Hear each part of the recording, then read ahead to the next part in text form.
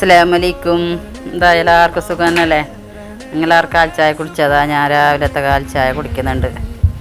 എന്നിട്ടായിട്ട് ഇത് ഒരു 9:30 മണിയാകുമ്പോൾ പുട്ടും ബേക്കയും കറിയുണ്ടായി ഞാൻ എടുത്തിട്ട. പിന്നെ എന്തൊക്കെ വിശേഷങ്ങൾ?